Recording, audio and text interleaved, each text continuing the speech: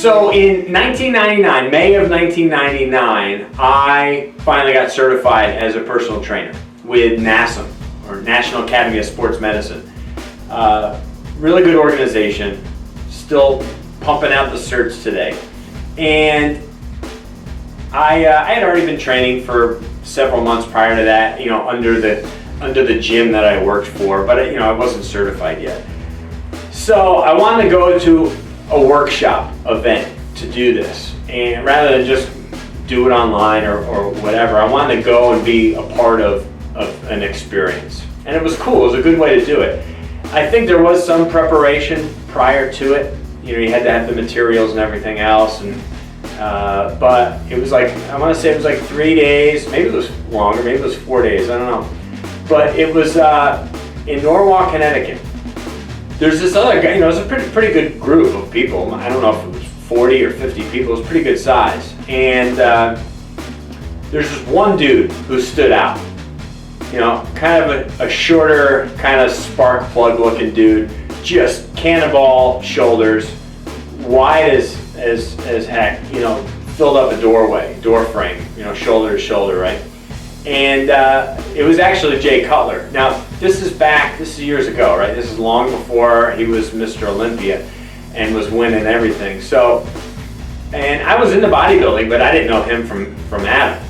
And so we're there several days in a row and doing our thing. I don't know if it was like day 2 or day 3. They recognized him at some point in the midst of this workshop event, and said, hey, here's a local competitive bodybuilder. He might have even still been amateur at that point. I don't even know if he had his pro card yet.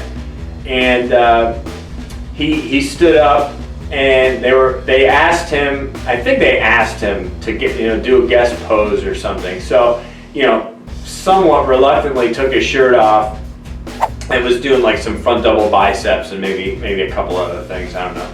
And but it was, you never know who you're going to wind up meeting when you go to these live events. And that's my point.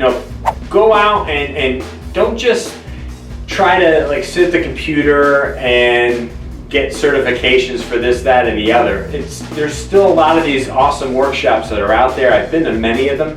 Not so much recently, but early on in my training career, I went to a lot of events. I went to a Perform Better event in Boston. I went to a really cool event with Charles Poliquin in New York City. It was all about stretching and stuff. Went to an IDEA event in Philadelphia with my boss years ago. There's a lot of these great things where you can go and just throw yourself into this community, learn a lot, get some free stuff, and then you get exposed to these people, which is pretty cool. I never would have been around what came to be a 4-time Olympia winner, if I just sat at home on a computer and tried to do the course that way. So think about that next time you want to get certified in something, regardless of what it is.